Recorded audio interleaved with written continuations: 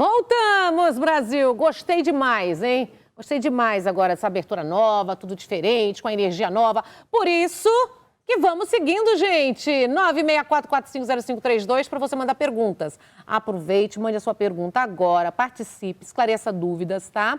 E também pode seguir a gente no Insta, que através do direct também, nós vamos seguir todas as pessoas que estão seguindo a gente, pode mandar perguntas, porque agora sim,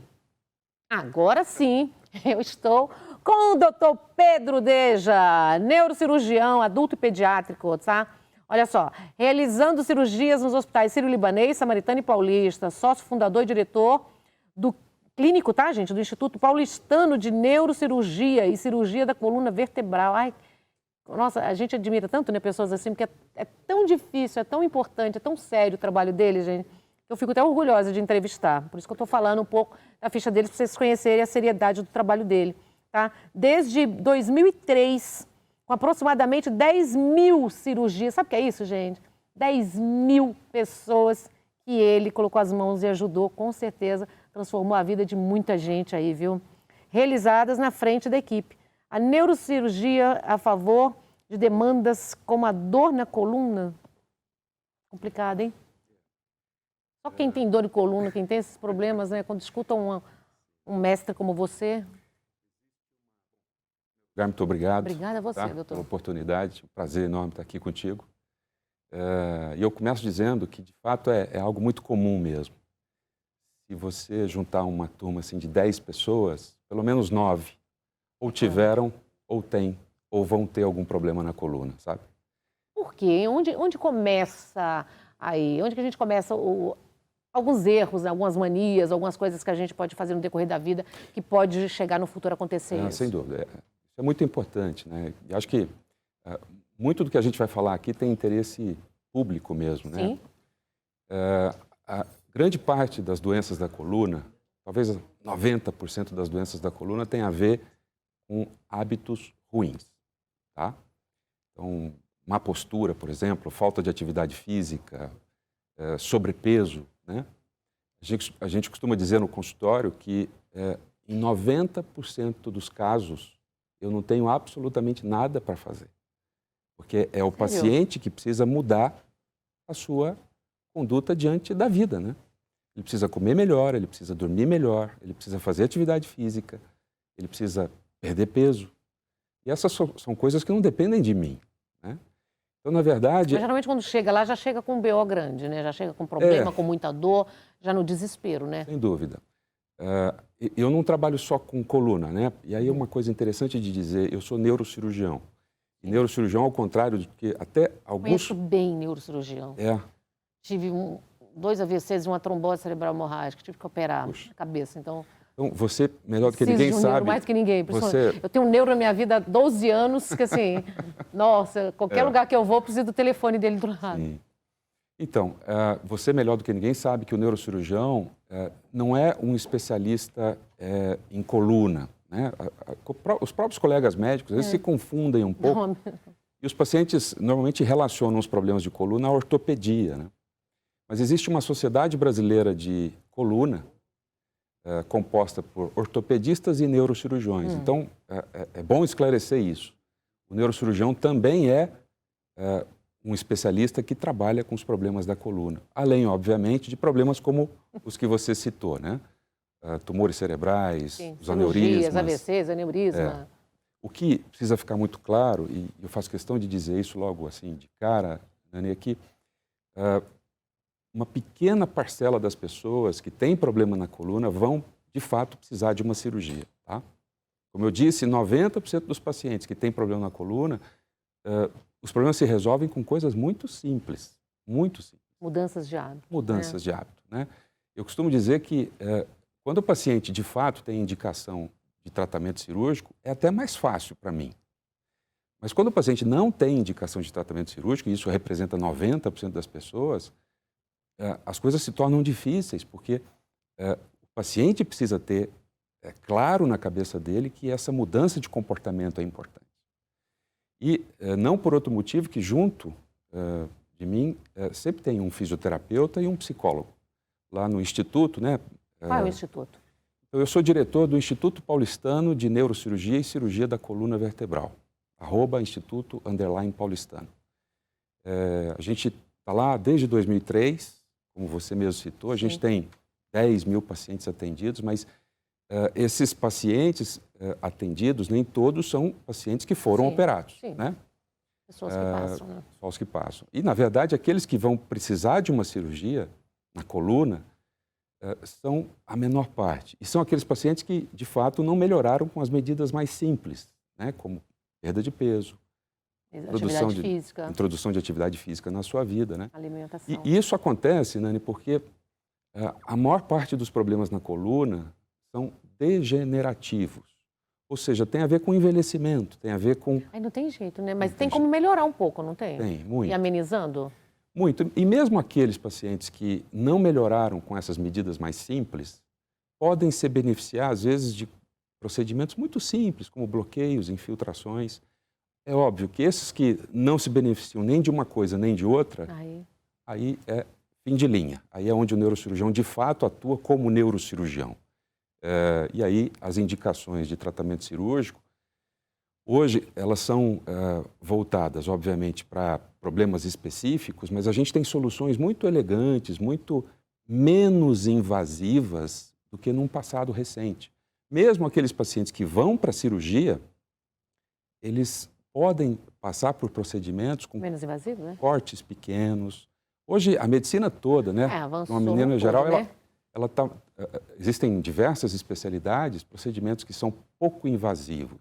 Todo mundo tem medo, né? Quando a gente fala cirurgia na coluna, todo mundo dá um pânico, né? Se você não tiver com aquele médico maravilhoso, assim, uma pessoa, né, extremamente respeitado, conceituado, que você conhece o trabalho dele, dá muita dúvida, dá muito medo, né? Na verdade, é um estigma, sabe? E esse estigma que gira em torno da cirurgia de coluna, né?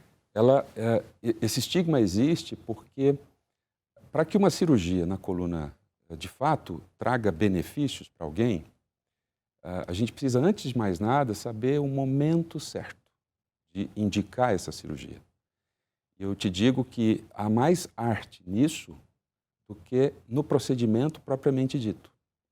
Então, selecionar o paciente que de fato precisa de um procedimento é algo que eu considero muito mais importante do que a própria realização da cirurgia, porque é absolutamente técnico, né? Técnico. Quando as pessoas procuram lá, que são muitas e muitas pessoas, geralmente, né, assim, o que mais está acontecendo hoje, as dores na coluna mais comuns, digamos assim? Bom, não é de agora. A gente vê, ninguém fala de ciático, fala de hérnia de disco, bico de papagaio, traveia a coluna, excesso de peso em academia, né, desgaste ósseo. Você está dando todas as respostas, é exatamente isso. Eu quero saber, né? Assim, o que mais? Assim, não, esse aqui, tem gente que vai para a academia, pega muito peso, pega peso errado, faz sem um profissional. Então, muito legal isso que você está dizendo, porque, na verdade, como eu já disse, 90% dos problemas na coluna estão ligados a esses hábitos ruins, tá? Os outros 10% estão ligados a outras doenças. Por exemplo, na coluna também tem tumores. Existem tumores na coluna, existem infecções na coluna, existem doenças vasculares na coluna. Mas 90% das pessoas que têm problema na coluna têm o famoso desgaste, né? Que, obviamente, piora com tudo isso aí que você falou, né? Com má postura. Eu costumo frequentar o metrô em São Paulo. Quando você entra num vagão do metrô, por exemplo, todas as pessoas, sem exceção, estão nessa postura, né?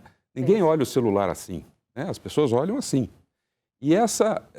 um detalhezinho que já prejudica. Com certeza.